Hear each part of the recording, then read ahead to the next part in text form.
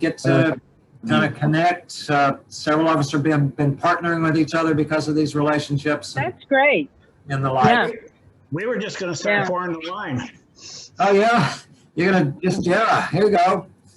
That would have worked, Frank. So again, I think at this point we're going to go mute, and then John's going to unmute himself, and pretty soon here Lee and Lila are, and we're going to get into our program. So muting will just help everybody not have distractions and have your face show up in there. And if you get into that speaker view, it'll keep their faces up in front of you when they start to share their screen. So we're going to mute out everybody, if you will, pretty much there. We're getting there. And then John, you're on.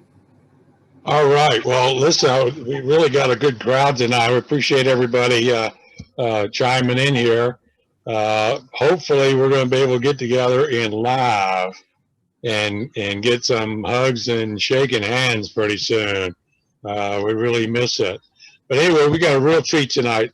We've got actually got one of our own members that's going to be talking to us tonight about financing, and that's Lee Welsh. He's had his associate with him, Lila. Lee is the founder of Radar Mortgage.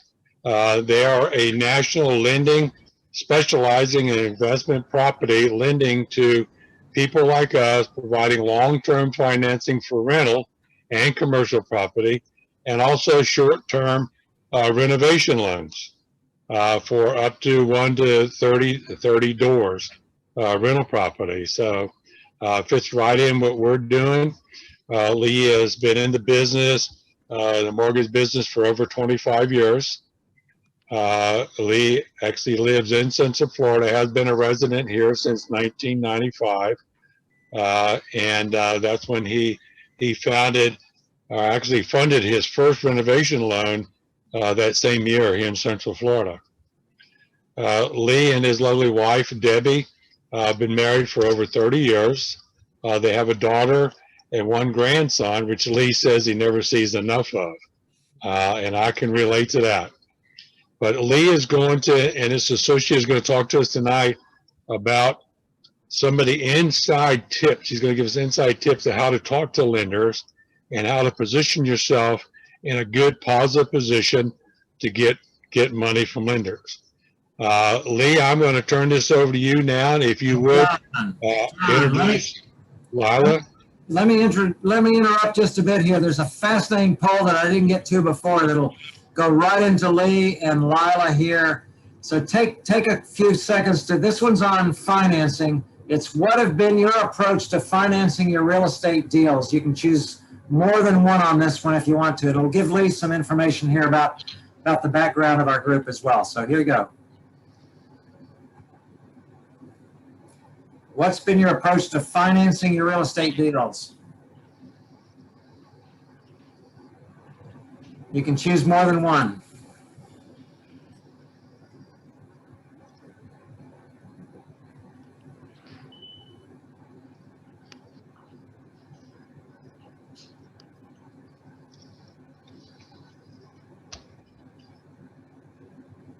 All right, Harlan, what's the results? Well, we got a couple more to go here, and I almost put one on there when I said use bank financing. I was going to put another on there, hold up a bank, but I didn't put that one on there. Okay, I'm going to end the poll. I'm just about to end the poll. Here we go. 84% of us have participated in the poll. Here it goes. And here are the results. And you can screen up a little bit into that to see more of them there. Use their So own. by and large, 63% have used private money, 56% are using their own money, 44% using credit cards or personal loans.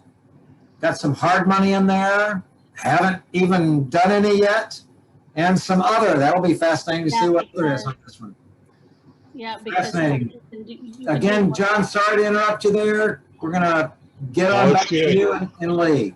Huh? All right, so I'm going to turn it over to you, Lee, and if you would be so kind as to introduce your associate, Lila, and the program's yours, my friend. We really appreciate having both of you on tonight. Well, we're excited to be here, and as some of you know, I came to a number of your meetings when you were doing them live, and I encourage Lila to join you guys, and she has already. And Lila Amalbert is with me, and we work together. I'd say 80% of the loans we do together. We work as a team. Sometimes she knows more than me, and every once in a while I have something good to say. She's actually a better originator than I am. No. She doesn't We're think she definitely a is. partnership. Yeah. We're definitely a good partnership. That's for sure. You know, I met Lila. This is good. We did last year. We did the basics of this presentation live at the Winter Park Library, and Lila came to the very first one we did. Sat right up front. Seemed to know all the terms I was talking about, which, you know, I was thinking, wait a minute, you're not supposed to know all these things. And then I asked everybody in the room what they did for their day job. And she said, oh, I'm a mortgage lender. And I thought, I want to get to know her better. So we had lunch and figured we should be working together and not against each other. And that's worked out pretty good.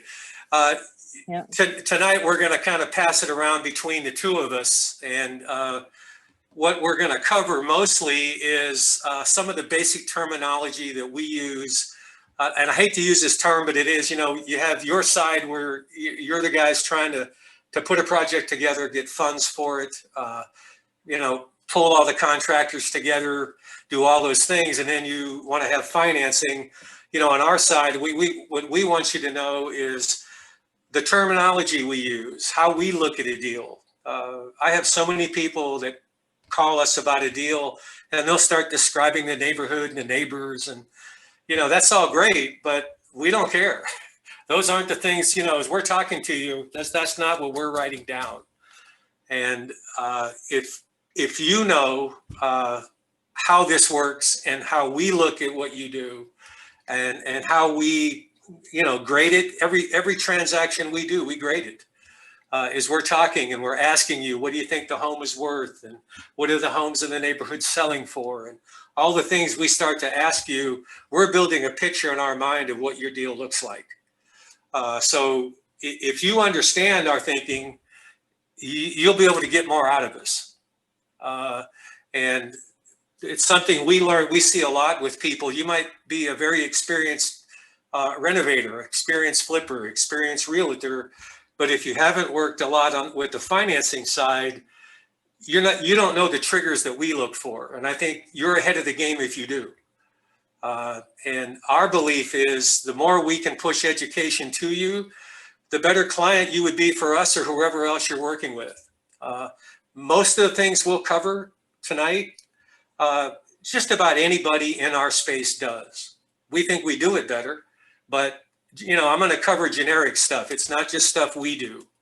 It's the basics you will see if you talk to any fix and flip renovation lender in the country. The terms might be a little different, but we're all going to use that same language. So what I'm going to do is let me go ahead and share the screen. Make sure I'm sharing the correct screen here. This should be, Lila, tell me if I did it right. Yep, you got it, Lee. Great. I don't always do that correctly. The things we want you to know is what we look at as a lender, to anticipate and know the questions we're going to ask you. If you call 10 lenders, whether they're private lenders or, you know, we're not a bank and we're not a private lender, we're in between. We securitize almost everything we do and sell it after we close it to somebody that wants to service it for those 6, 9, 10 months. So we don't service anything that we originate. We lend on it, then we sell it. And you'll find that most lenders work that way unless they're very wealthy and lending their own money. And when they're doing that, they can't lend that many deals because, you know, they don't have an infinite supply of money. We pretty much do. If you hit all of our checks and bells and whistles, you know, we can have 10 deals going with you at one time. And that's really the difference between us and some of the private guys. We'll teach you a bit of the basic 10 or 12 things that we consider the basics in our terminology.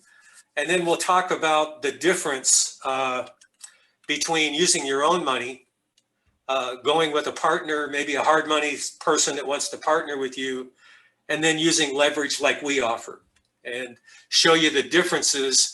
And what we break it down in is there I go. Okay. We break it down into return on investment, and we look at it as simple cash on cash return on investment. We don't have a complicated mathematical procedure to get there. We just say, if you put in $1, how much of that dollar did you get back? And did you make more than $1? So throughout this presentation, as we talk about ROI, that's what we're talking about. How much of your money did you have to put into it? And how much did you walk away with when you were done? So our compliance attorney has informed me that if I don't read this to you every time, my chances of getting sued go up greatly. So bear with me while I read this.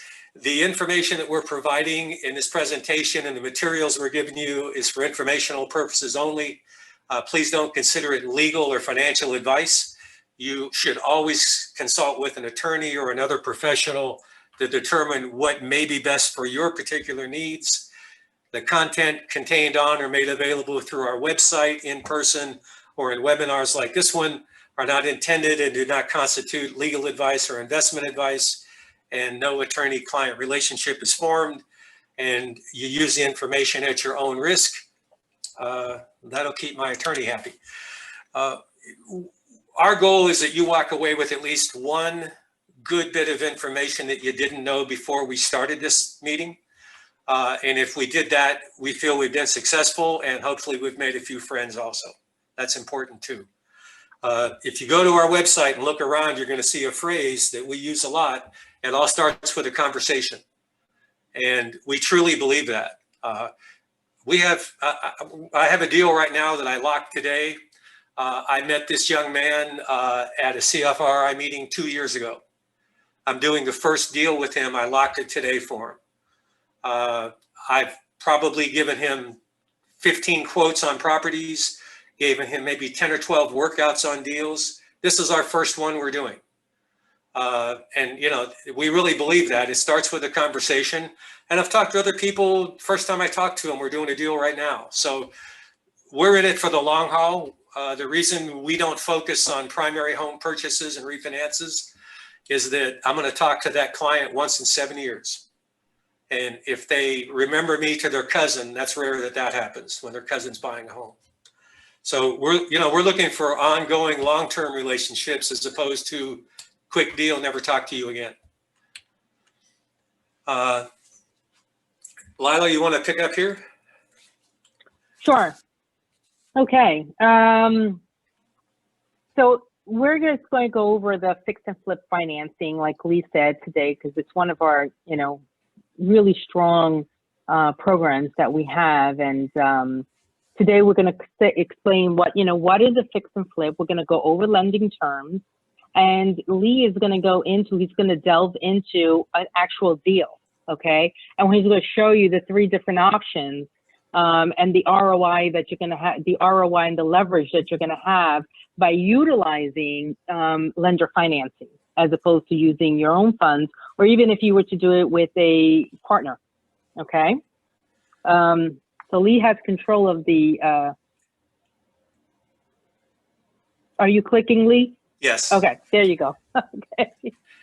All right. Okay, so again, a fix and flip bridge loan, we know it's a short-term loan to purchase and renovate a property with the intention of selling or refinancing when it's completed.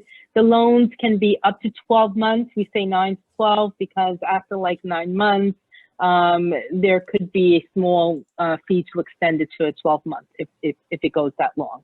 Okay, you have the option of interest only, no prepayment penalties on this.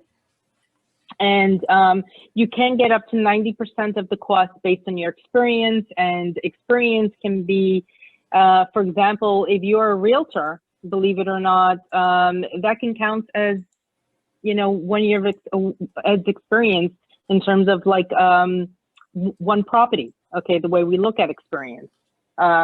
You can close in about 10 to 15 business days, and then your rates are going to depend between 8 to 11.5%, and that's going to be based on experience and credit score. Okay, that's going to be factored into this. Okay, I think we have a question. What are the fees? Do you have down the next slide? So technically, the fees, I believe, Lee, are what, like 2 points on the loan? It really depends on the deal. We Yeah. quote each deal independently. We don't have a rate sheet that we distribute. Yeah. On these kind of loans, there's no such thing as a cookie cutter flip. We look at the scope of the work. Is it light? Is it medium? Is it heavy? The experience of the person doing the loan. It's a lot of factors that go into it. You're always going to have some points on it.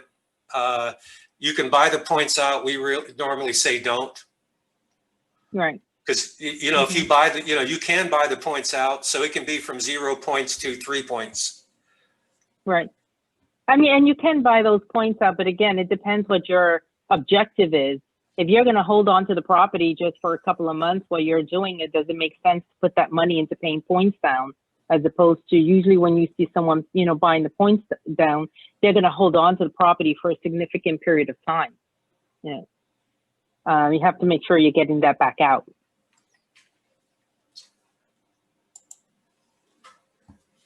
So I'm going to pick up here and start to cover the lending terms. And did everybody get a chance to print we had 4 worksheets that we tried to push to you. And the first one is fix and flip definitions.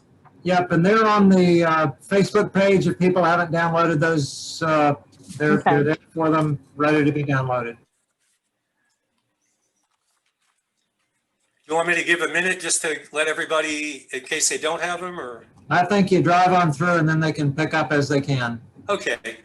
And we'll also give you all the answers to this at the end of it. So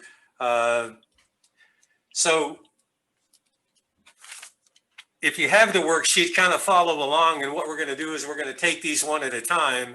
And what you've got there is the definitions, and we're going to, then give you the term. And so in fix and flip lending, there are 10 basic terms that if you know these terms, you will get a big smile from the investor you're talking to on the other end.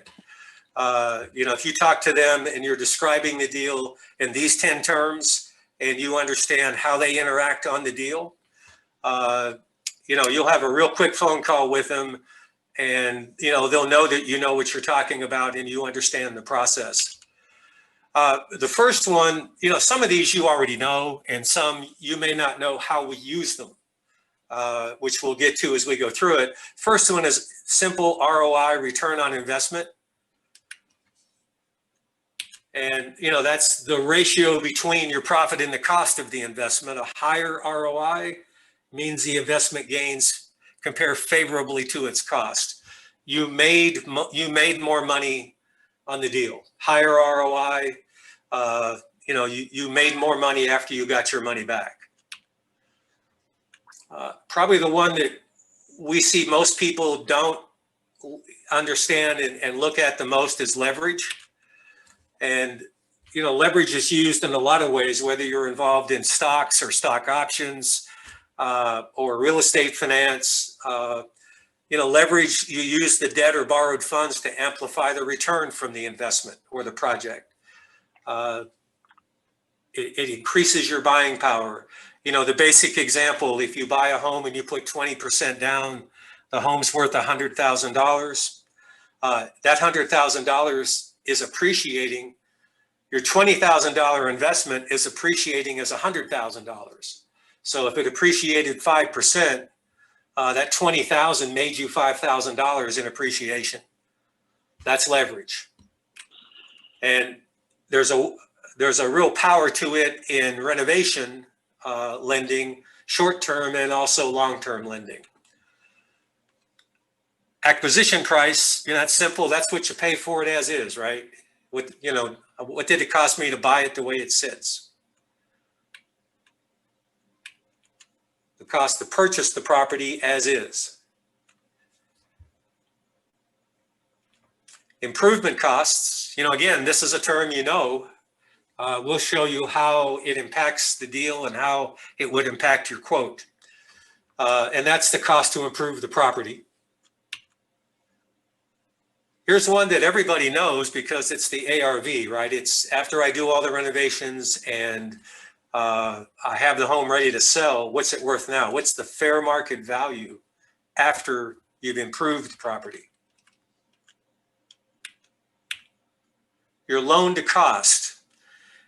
This is a term you'll see some investors like us will use this term instead of ARV. Sometimes it means the same thing. Sometimes it doesn't. It's the amount as a lender that will contribute against the deal. And as we get into showing you a breakdown of the same deal 3 different ways, you'll see how as a lender we'll look at that loan to cost pretty heavily. On each of those terms we went over from a lending standpoint, we have caps, limits that we will not exceed.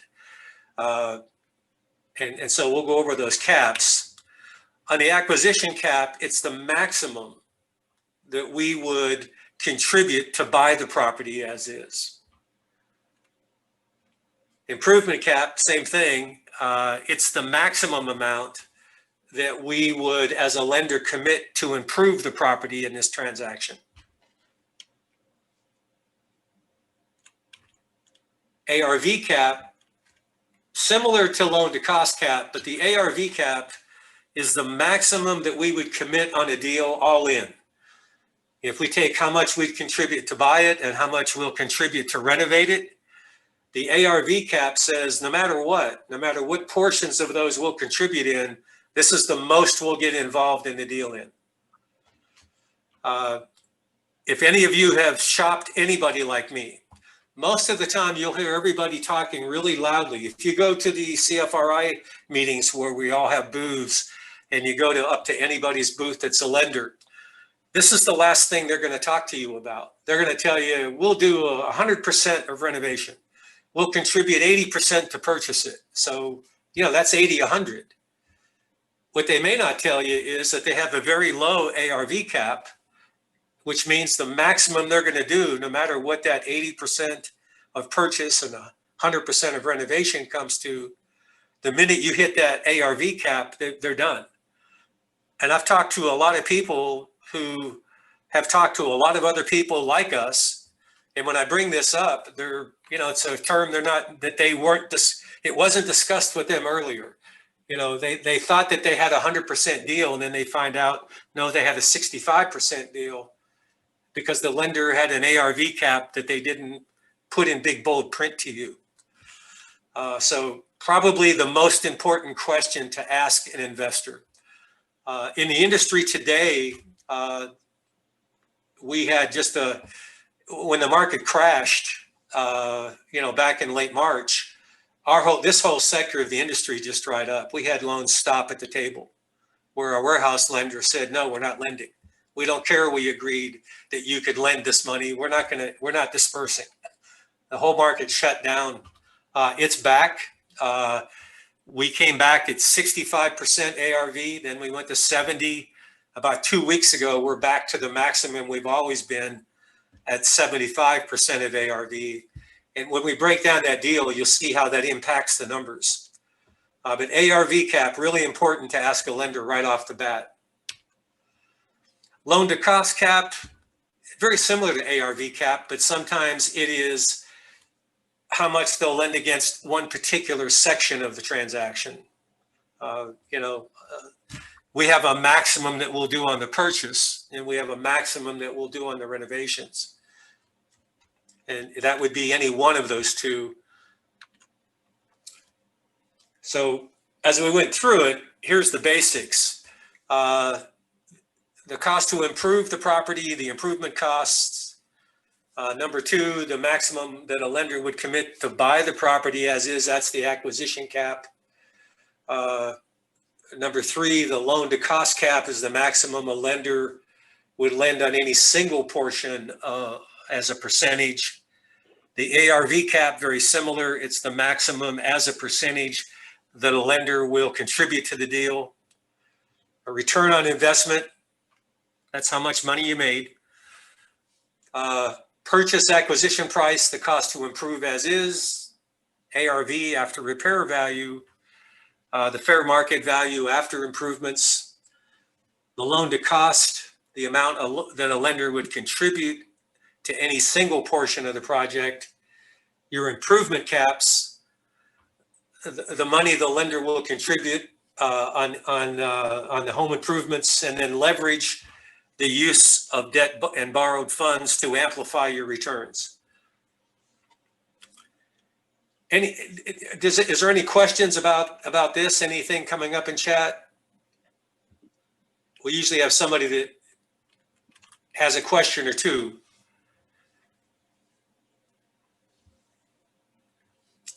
And if you want to unmute to ask the question instead of chatting, go ahead too. That's all right. Yeah, the only question that's in the chat right now, Lee, is the one that was asked earlier, what are the fees? And you were talking about points and individuals. So you've answered that question. There's no other in the chat right now. And we'll go more into fees a little later too, because there are other fees. The points are just our fees. But we'll get into that when we get into the breakdown in detail. And usually we've come up with some fees that people don't think of if they're new to flipping or new to renovating and selling.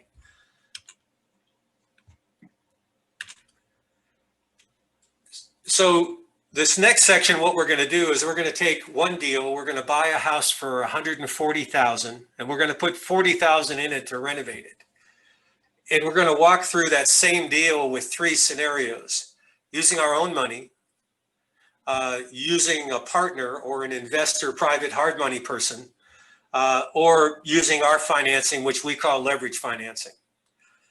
And so you have a second worksheet that is just cash your money, where we'll have you, and we'll walk you through this, and then the good news is you don't need your calculator. We're not going to make you do any math. There's no test at the end. We'll do the numbers for you and walk through. You may want to use a calculator to make sure my math is right, though. So on the first one, when you're using your money, there's not a lot of different variables to calculate on your cash investment. We're going to buy a property for $140,000. I estimated about $5,500 in closing costs, and $40,000 to improve it. And when I get $5,500 in closing costs, you're going to have title insurance, you're going to have taxes, doc stamps, intangibles, closing attorney fees. It's impossible, unless you're doing a deal with a personal friend who's just going to sign over the deed to you on a handshake, you're going to have closing costs. So on a cash deal, when you're buying the home with your own money, you're probably going to have the least closing costs. So if the ARV on that deal was $235,000 and you got $145,000 to buy it and $40,000 to improve it, you've got $185,500 into that deal. So, the math on this is pretty simple. If you get your $235,000, you're going to have here's some fees that a lot of people don't think about. If you notice, I added another $12,500 in there. Once you buy that home and you improve that home, you've got to sell it. Unless you're your own realtor, listing and selling, and you're going to get the buyer to pay all the seller's closing costs. And traditionally, if you flip the home and you're selling it to somebody who's buying it as a primary home, they're going to have financing, and there's going to be real estate costs in there. So we estimate on a $235,000 sale price, you could easily have another $12,500 in costs that's going to take away from your profit on that deal. So with a $198 total cost and a $235 sale, you've got a $34,000 profit. That's not a bad profit. That's just under 20% return on investment. And that's good money. Every deal has, every way you look at financing has positives and negatives. Doing a deal, and if it takes you 3 months to do it, to buy it, renovate it, and sell it, you've made about $10,000 a month. You made about $34,000. That's a good return. One of the real benefits here is that you have complete control. If you decide halfway into the deal that you want to do different counters, you don't like the way the floors looked, you decide you want to knock out a wall 2 months into the deal, it's your money. You can do what the heck you want with it. And that is probably one of the strongest selling points of using your own money.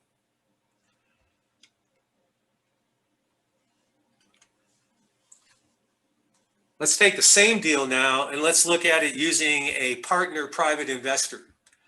And let me say this going in,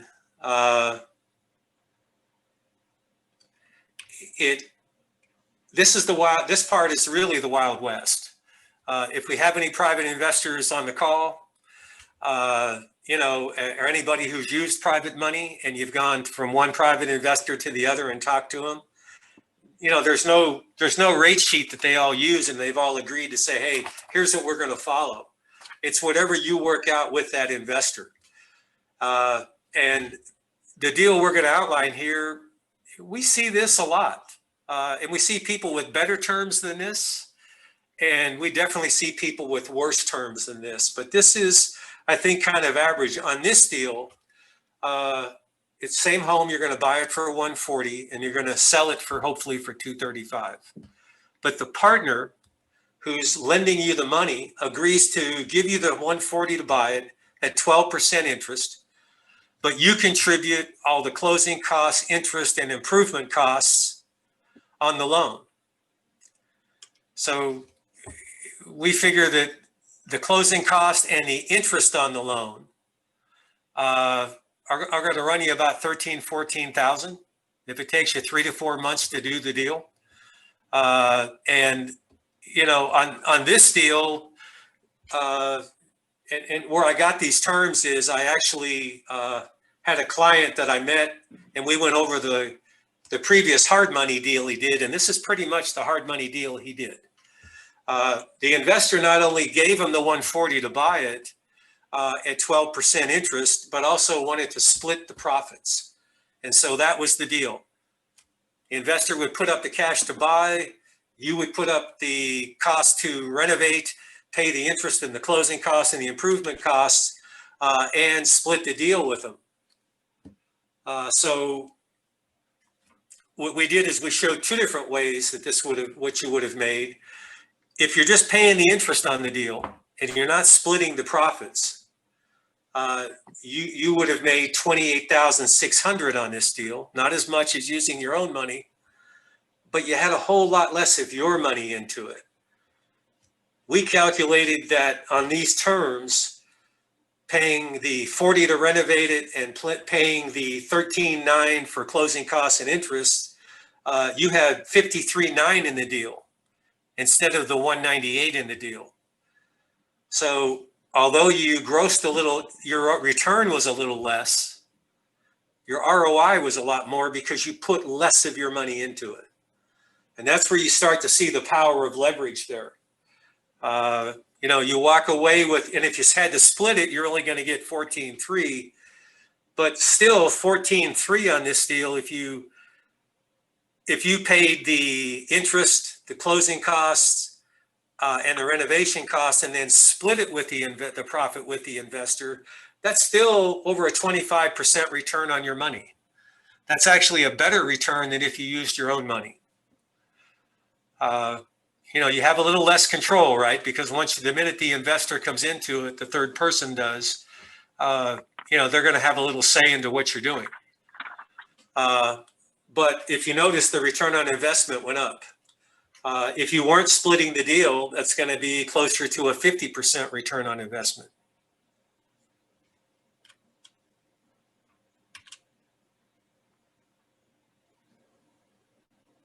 And so there's the, if you have the worksheet and you're filling it out, these are the numbers that would plug in. The 140 to buy, the 13.9 in closing costs and interest, the 40 in improvements, the 12.5 in real estate fees and other closing costs when you sell it. You know, a total cost of 206,400. If you were not splitting the deal, you'd walk away with 28.6, and if you were splitting the profits, you'd walk away with about 14.3. So between 25 and 50% ROI on what you negotiate. And again, you know, I've found that it's really the Wild West. If you have a great private investor, you know, don't lose that number. So the third one we're going to cover is using finance leverage like ours. And if you see, there's a whole lot more to fill out here. And so we're going to, again, use the same basic numbers. We're going to buy it for 140. We're going to put 40 in it to improve it. And so here we go. We're buying it for 140. We're putting 40 in to improve it. That's 180. We know the ARV is 235. You remember one of the terms I said was the most important one, and that was the ARV cap. We did the same presentation about 4 weeks ago, and at that time, the maximum ARV cap we had was 70%. We're now back up to reality at 75%. So the most we would put into this deal would be 176,250. No matter how much ahead of the time it said we would put into buying it, no matter how much you qualified for us to put into improving it, if that number exceeded the 176,250, that's where we would cap it. And that's why I say that's the last thing most lenders want to tell you. It's the first thing you should ask them. You know, I've got a friend in the business. You know, we first worked together in the 90s. He very similar to us. In fact, he tried to get me to merge my company with his about 6 months ago. And I said, so tell me all about your deal. What do you do? You know, he said, man, we do 100%. You buy it, renovate it, we'll give you 100% of what you do. And I thought, wow, I can't do that. Then I asked him the question, what's your ARV cap? Oh, it's 60%. So, you know, that's not really 100% of everything. It is if I've got the sweetest deal in the world with the most amount of profit that I've probably ever seen. His phone rings a lot because he advertises, we do 100%. And so, you know, he knows that sooner or later, somebody's going to ask him that ARV cap. So on this deal, as the lender, here's how we would participate in the deal. And this, what we're going to break down now is how much we'll put in and how much you have to put in on this same deal. So on this deal, we would contribute 90% towards the purchase price and 100% of the renovations. I think that, so we'll put 126 in to buy it and we'll put 40 of the renovations in. So that's 166 that we'll contribute to the deal. And we haven't, if you notice, we have not exceeded our ARV cap. We still have a little spread there. So your cost on the deal, you have your 28,000, your 10% of the 140. You have to bring that to the table for closing. You're going to have some carrying costs. I wish that was all the numbers we had to go right there because it would be a really profitable deal. So we estimated this is about a 6-month deal to get it done between the time we close and the time this property is sold and we pay off the short-term fix and flip bridge loan. So we estimate about $9,000 in interest and about 75 to 8,000 in closing cost on the deal. And so that adds another 16, 17,000. So your cost into this deal would be just under 31,000. Call it 31,956. There are some other costs. Remember, we had the cost when you sell the property. it's not really a cost out of your pocket as far as I've got to cut a check for it. But when it comes time to determine how much you've made, it is a cost. And we left that at the same 12.5. So your total carrying costs on the deal are going to be 29,456. You're going to cover 16.9 of that, because the 12.5 is when you sell the property, it's just going to come off of your net, your gross net. So on this deal with an ARV of 235, less an all-in cost of 209,456, and that again is the 180 to buy it, and the 29,456 for carrying costs, you've got a gross ROI of 25.5, with a roughly a 31,000 out of your pocket. So you're getting your 31 back, and you're walking away with a 25.5 profit. That's about an 80% return on investment. And this is a great place here for questions, because there's always, we covered a whole lot here in a few minutes. Any questions here about this part?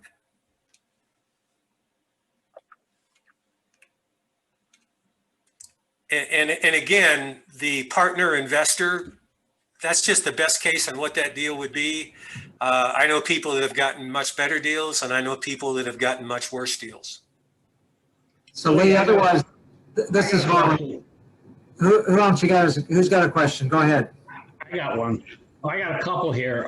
What about appraisals and surveys? Do you require those? Yes, we do. Okay, and I was noticing your closing costs there at 5%. A realtor's fees are usually 6%, and then the title closings run about 4%. So are your figures low, or am I missing something there? They are a little low. I've found that a lot of the flippers that we work with either have a partner that's a realtor, they are a realtor, or they do some negotiation. That's on that deal, the roughly 230, 235 range. That's kind of the cost we see. I've seen them higher and I've seen them lower. So you're right. That's not a hard cost. That's just a good estimate on recent deals we've done. Okay, thank you. And, there's a whole other part that we're not talking about. The draws, the budgeting, all of those things. We're strictly talking about the financial part of it. And a good question about the appraisal and the survey. A lot of times we'll take an existing survey. If you're adding square footage, yeah, you got to get a new survey. A lot of times, we just did about a $480,000 flip. This will surprise you, in Birmingham, Alabama. The ARV was 720, I think. And we loaned them just under 490 to do the deal. And we did a survey waiver. The existing seller had an old survey. There had been no structural changes to the property, no square footage added, no new slab poured, we didn't build up, nothing. So we did a survey exception on that, so we didn't need it. Appraisal, that's how we determine the ARV. The appraisal is a good question. Here's the type of appraisal we do. It is a detailed appraisal. It is in appraiser terms. If we have any appraisers here, correct me if I have the numbers wrong. A standard appraisal is a 1004. That's where they do the 3 comparables or more, try to find recent sales within the same neighborhood as close as possible in time and distance, and as like as possible. And then they make adjustments based on the differences to give you an appraised value. We do that appraisal. We also have the appraiser, because this is subject to, we take your plans, your scope of work, what you're going to do to renovate this property. I'm sorry, my earpiece keeps popping out. The earpiece is too big or my ears are too little. And the appraiser takes that and says, okay, here's what they're buying it for but we're telling that appraiser to tell us not only what it's worth as it sits, but what it's going to be worth when you're done, because that's how we determine the ARV. We have 5% there, maybe 10%, where we have some room there to make an exception if, because we don't always agree with the appraiser. And then we also have that appraiser tell us they do a rent comparable analysis, which is a 1007. Because worst case scenario, if this deal went sideways and the flipper had to walk away from the property, now we've got to do something with it. Probably easier for us to rent it than it would be to sell it. So we look at also, we want to know what the fair market rent is, because you might also have gone into the deal with the intentions of flipping it, but 80% of the way through it, you realize, no, I've got enough money. I want to put this into long-term financing and keep it. And we offer that transition for you. And so we want to know going in what the fair market rent is. So we do a very comprehensive appraisal on it. And so that's how the ARV comes. Does that answer it? Yeah. Great. So Lee, we're about 20 minutes here till we're going to try to wrap tonight. If we can go a little bit longer than that. How are you doing as you see what you and Lila are doing? Oh, we're good. Yeah, we're good. Good. Am I going too fast, too slow? I think it's a good pace and very helpful. Very helpful. Because I never know. Once I get going, I forget what I've even said 5 minutes later. So yeah, if I start going too fast, slow me down. Okay. The next part I'm going to pass to Lila, which is really just and we think we don't talk enough about this part, is that power of leverage. Yes, absolutely, Lee. Lee and I were talking about just flushing out leverage and just making sure that there's a good understanding of the power that you have when you're able to use the lender's money versus your own money. So, here we have like a fix and flip, we're going to look at one versus many homes. So if you had one home and you were doing a flip at 180,000 and your return was 21.10, versus you would have 37,980 in profit, versus if you were able to leverage your money and you did 4 flips at 180,000, you would have a 56.80% return, and you'd have a profit of $148,482. Well, here's where Lee made a little mistake, is I did not update that one screen. It's really, that's the correct number there. Yeah. 148,482. Okay, it was throwing me off a little bit, Lee. Sorry. I was like, I thought we were. Yeah, that's okay. That's okay. So basically, here it is. Here's in a nutshell. If you are able to use the lender financing and leverage your funds, you're able to go ahead and purchase more properties while you're doing it. Okay, that's an advantage that you have, because you're not tying up all of your funds, at that moment into that property. So Lee put a screen together here. It says if you were comparing your return on investment, you could see that if you were using your cash money, you'd have a 17.20%. If you were using a partner or private investor, it'd be 26.5. But if you were using leverage financing, you would have 82.49% on leveraging. Being able to leverage the funds, reduces a risk factor as well. One of the things that him and I were discussing earlier today was it's kind of like almost a safety net if you want to think about it. I was explaining that to him. I said, if you're a flipper, or especially if you're a first time and you're going in, you're actually having a professional or professionals looking at your numbers, right? Because it's so easy to be able to go ahead and just say, okay, well, I have my estimate. I believe my ARV is going to be this. I believe, my project is going to entail, this amount in terms of the cost. But when you're actually having to work, with the lender and you're asking for these funds, they're actually assisting you in understanding this more, right? Because one, you are gonna have an appraisal, and the appraiser is going to go out to the property, and they are going to look at it from an ARV standpoint.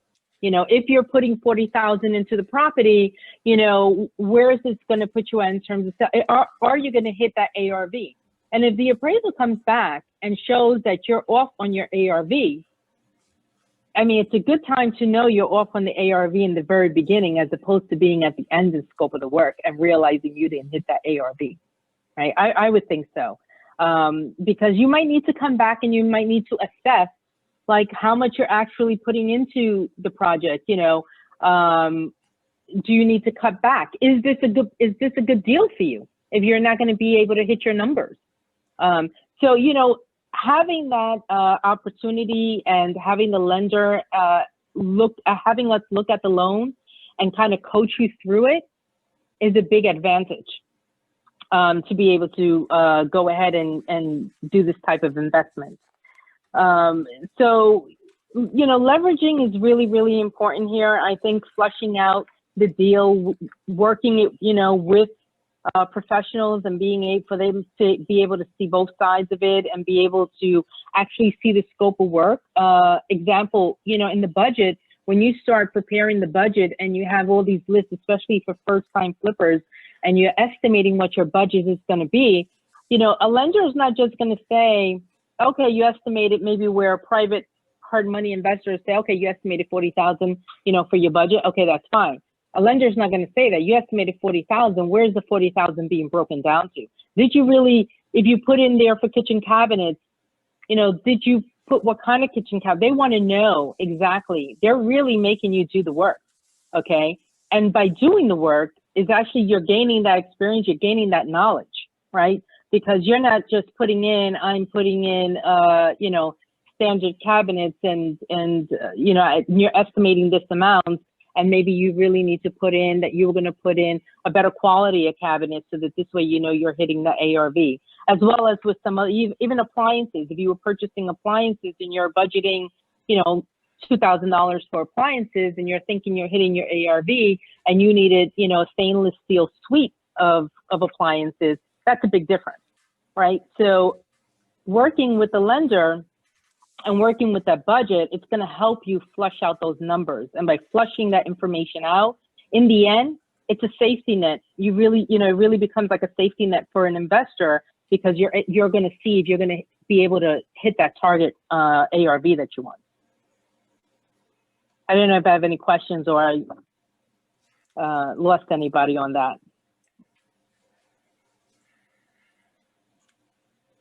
Are you all there?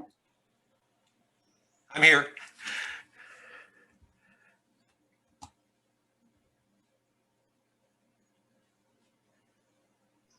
Yes, we're all still here. I can see us. I think everybody's muted. I think probably one of the things, the points Lila made there is really important for people newer to flipping. And I think anybody on the call who is an experienced renovator flipper would tell you that, you know, by the time they got through their third flip, they are now seasoned, and they were much able to anticipate all the things that are going to go wrong and what they didn't know on their first budget. You know, it's really easy just to look at a kitchen and say, okay, that's 10 grand. Look at a bathroom. Okay, that's 7 grand. You know, but what is it really? And that's part of what we help bring to the table, especially for new people, is that we help you get through all those things and understand the importance of it. And it's a sounding board. Look at us as, you know, a consultant that's there to help you understand, is it fleshed out enough? Are you overbuilding? That's one of the things we see the most with new people, is they're overbuilding. They're building the home for themselves. They're renovating this property as if they were going to live in it, not that they're trying to make a profit on it. It's the easiest thing to do. And I think any of the experienced people on the call would agree with me initially. They see that a lot. And that's part of what we do as part of our job, is to, you know, we're not going to lend on a deal that doesn't make sense financially. It's got to make sense financially. I'm sorry, Lee, somehow I was lost. I lost connection, so I don't know. I apologize if anyone was asking questions, or I just lost everybody at one point. I could not hear, or you couldn't hear me. Okay, sorry. Sorry about that. Harlan, are you guys still with us? Yeah, Lee, I'm here. This is Okay. John. Okay. Those are very good points that you made about using you people as a sounding board, because especially for new investors, you're absolutely right. A lot of new investors go in there and they start estimating as though they were going to live there, and it's a big difference. And then the same with stainless. You figure you're going to put stainless in there, but you only got a budget of 2,000. You're not going to get stainless Right. for 2,000. But the other thing that I think you people offer here is a lot of, especially new investors, even some seasoned investors, actually go in and overbuild, because you still got to take a look at what the neighborhood is, what the ARV is, and not value that house of what you put in it. You've got to take a look at what the ARV, what the neighborhood is selling for, and then that's where you have to do your renovations based on that. Okay, and so you're absolutely right. I mean, I wish I had the sounding board when I did my first one. I mean, absolutely overbuilt it. But I got my wife involved. That's the problem. That Yeah. was my mistake. I said, "What do you think about this? What do you think about this?" And you look at it as though, like you said, Lee, is you're going to live there, and you can't do that. Yeah. You can't do that. That's Now, right. you can still do a good quality rehab, good quality product without Right. going way over budget. Right. So I think that's one of the beauties of this program, is that it helps flesh out the numbers, and when you see those numbers numbers don't lie, right? They just don't lie. So when you see them You're right. fleshed out and you can see it, you can start questioning yourself where you need to come back and look at the scope of the work and reassess it. Right. But let me add something too. I think we serve a really different need for seasoned renovators and flippers, is that we give you the ability to have multiple deals going at once. If it's something you've decided this is going to be your business model, I might keep every fourth or fifth one that I buy and renovate, but the majority of my business is going to be buying, renovating, and selling. With our program, if you've done 3 or more deals in the last 3 years, and I'll tell you how we count that. 3 deals, if you have 2 rental properties and you've done a flip, that's 3. If you've done 3 flips, that's 3. If you're a realtor, we give you a point. That counts as 1 if you haven't done one. So if you have a rental and you're a realtor and you've done a flip, that's 3. Once you hit that point, we'll do multiple deals with anybody at once. So it's not uncommon for somebody to have 3 or 4 projects going at different stages. Any experienced person will tell you what that does for your cost with a crew. If you've got subcontractors and you've got 3 properties lined up for them to come to work on, you may be able to get a better price. If you've got 3 properties that you're budgeting for and you're pricing flooring or appliances or roofing, you probably get a better price. And so there's where we can really be a tool and help an experienced renovator and flipper. So, we serve a different purpose at different times. And we're also that sounding board. Everybody needs a sounding board on what they're doing. So that's the main thing. That is pretty much our presentation. We covered what is a fix and flip. We didn't talk about the market this time, other than to tell you it crashed and it came back. We took that out of this one because nobody has done any real statistics in the last 4 or 5 months. So every stat I have stops in March. So I figure there's no sense in telling you about what happened pre-COVID, because it's not real anymore. We took that deal and we showed it to you 3 different ways. And we tried to really stress the importance of cash on cash return on investment and how you can use leverage to improve that. You know, we do more than one workshop. We have a second workshop that we would be glad to come and do for you at another time. And this is where we get into, we set aside the financial part of it. You know, the points, the fees, those things. And we talk more about, because this is, you know, once we start working with somebody, this is immediately where we go to them when we work a deal with them is, you know, on the left-hand side here of the screen, this is just a small snippet of the renovation budget that we ask people to work with, where we take every part that you could possibly renovate on a home. You could use this renovation budget for a ground-up construction loan. So we try to cover everything so that you have a truly fleshed out estimation of what you're going to do. And then another part of the worksheet we provide you is the draw schedule. All the numbers that you put on the renovation budget carry over to the draw schedule. And now how are you going to do that draw? On the hardwood floors, if it's going to be $2,000, are you going to, you know, you're going to put 50% of that cost up front and still have 1,000 out? This allows you to manage every aspect of it on how much you're going to spend, how much you have spent, and how much you still have to spend, and what your time frame is. As a renovator, I don't think anybody will disagree with me that time is money, period. End of statement. This helps you manage that. And then the third thing that we cover is very similar to that last worksheet we did where we showed you the leverage financing of a deal breakdown. This same document that gives you your renovation budget, which gives you your draw schedule and how you're going to disperse money, also carries over and allows you to at any time make adjustments. You only have to enter in the blue areas. You know, what's your rate, what's your points, what's your ARV, how much are we lending, how much are you putting in, and how many months is it going to take you? And it will allow you to stay up as if it has to change, you just change the numbers and you know where you sit at all times. That is that's the second part of a 3-part kind of workshop that we're putting together.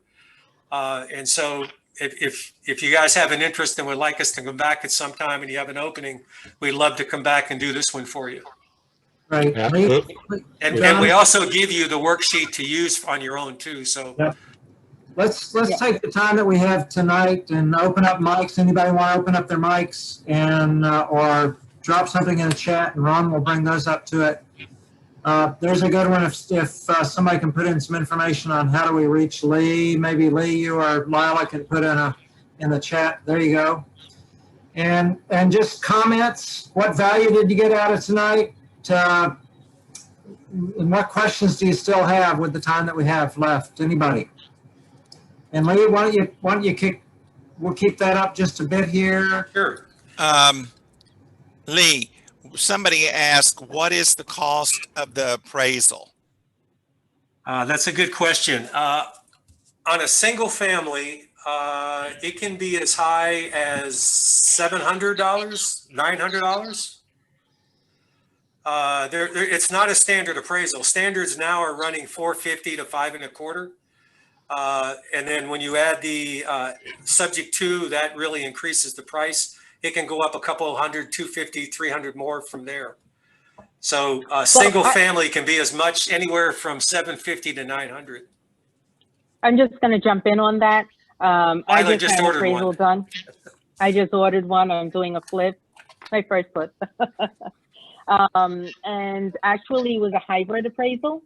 So it was $440 was the cost of it. I think it was $440 or $400. Yeah, and the hybrid is a drive-by, and then the appraiser does all his subject to from. So it's kind of 3/4. Did I say that wrong? Go ahead. Yeah, actually, no. They have a hybrid is where they have someone go out to the property and actually view it, take pictures, record some of the information, and then they bring it back to the appraiser. And then the appraiser works up the numbers based on that. So that was a hybrid appraisal. And we did not require, on this situation, a survey was not required. And I think, you know, the other deal that I mentioned that we just closed, the higher end deal, that appraisal was $900, but it was an extensive renovation. And the appraiser had a lot of work to do on the subject to portion. Right. And so, you know, there you have a big spread there. Yeah. And it was a much bigger home. It was a 3,800 square foot home. Right. With about 80,000 in renovations. So that appraisal will depend in part on, the cost will depend in part on the scope of work you have. Right. Yeah. And the scope of work that, you know, the home that I'm working on right now is about 1,800 square feet. So that makes sense there. It's almost half. So Lee, why don't you stop sharing your screen? We can look at faces here and, and kind of engage with each other a little bit more personally here. There you go. Lee, somebody asked, we had a question there of the appraiser. Do you select the appraiser or does the lender, the borrower, select his own appraiser? What we do is we use a national appraisal management company, which has pretty much been pushed through the entire industry. And so we go through a third party so that we're not involved and the flipper's not involved at all with the appraiser. That's one of the guarantees we have to do. Every loan we do gets sold into a security, into a mortgage-backed security. So that's one of the things we have to write into the security is that complete appraisal independence. Okay. You know, I know several appraisers that I would love to be able to use, and I wish I can't. I value their opinion far more than I can't use them. I wish I could. Well, the national, they actually use a local appraiser, though, don't they? Yes, they'll use a local Yes, appraiser. it's the local. Mm-hmm. Yeah. Just a hands-off third party there. So let's hear some comments. What value did you get out of tonight? What's an aha you got? What's a nugget you're taking home with you? What remaining questions do you have tonight? Anybody just unmute and jump in there.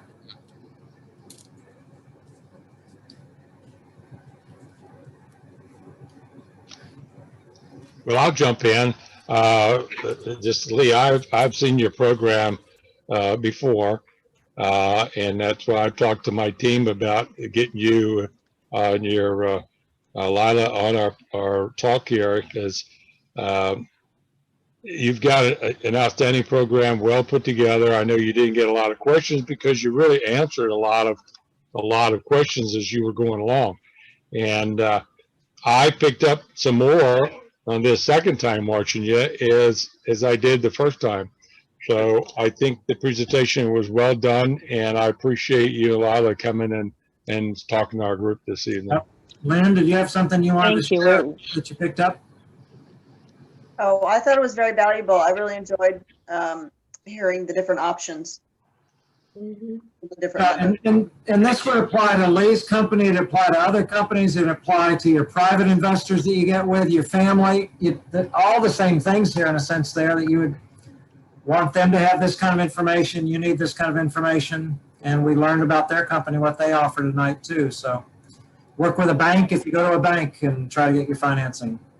Yeah, this is DJ. I thought what my takeaway, I thought was very, very valuable to be reminded to have some more specificity around the scope of work and the detail of the renovation, both for the final decision for ourselves as to whether it's a deal or not, but to be much better prepared when talking to a lender, as opposed to the $10, $25, $50,000 range view. Yep, DJ, that was very helpful there. And again, I found those terms that just to know those are the terms that they're looking for. So if I understand they asked those questions, that was just really helpful, that first sheet that you had there. Anybody else? Devin, you got a comment tonight or? Sure, I'll throw one out there. I'm on my 13th deal now, and I've never actually used institutional money before. It's always been either mine, my partners, or private investors, people that we know.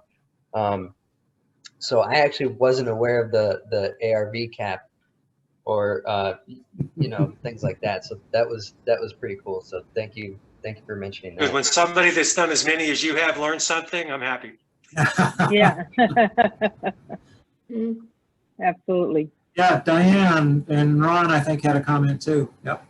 Yeah, Lee, I'd like to hear a little bit about your draw schedule. Do you have a set amount of time or certain amount of money that or is it based on completed work that has to be re-inspected, and then do you charge for those inspections?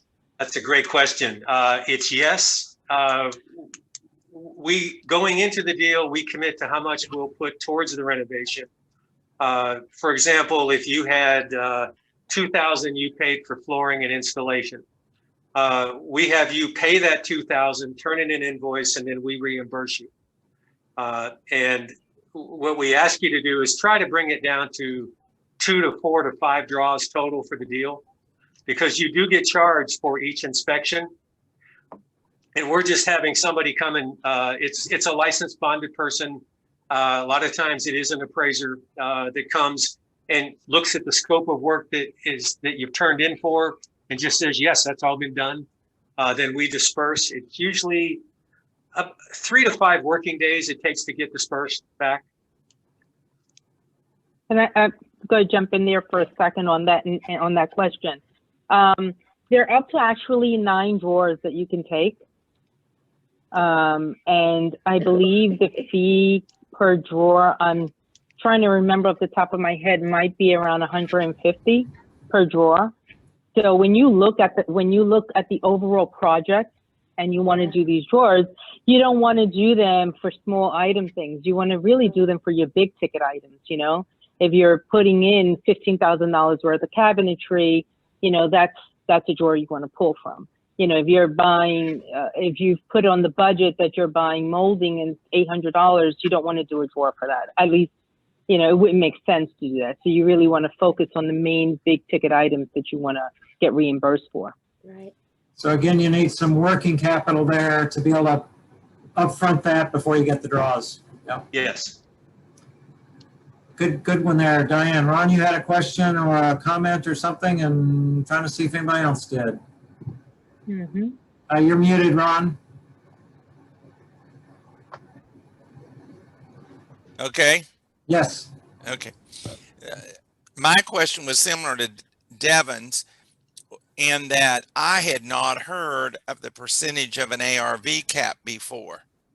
Now I'm only on my 6th, so he's a little bit ahead of me, but I still had not heard about that. And the other question was about draws, and she just answered that question. So basically it runs about 150, but you're looking at major things like if you're doing a roof or AC or windows, Correct. flooring, those Correct. types of things. Okay. Yeah, it's best to kind of bundle the draws so that you Right. can do up to 9, but Right. it's got to be a pretty big project if you're going to do 9 draws. Yeah. Exactly. Mm-hmm. Yep, Frank, go ahead. Are these loans with a personal guarantee? Most of the time they are. We can do them on a case-by-case without a guarantee, but we'll usually cut that ARV by 5 to 10%. So we'll limit the risk if there's no guarantee on it. Good question, Frank. It is. Any other last questions here tonight? Comments? Again, those that I can see there, did you get some value out of this? I sure did tonight. Lot of hands up there, Lee. Thank you. Lot of salutes to you, John. Good. For finding. Thank you. Yep, appreciate it, Lila.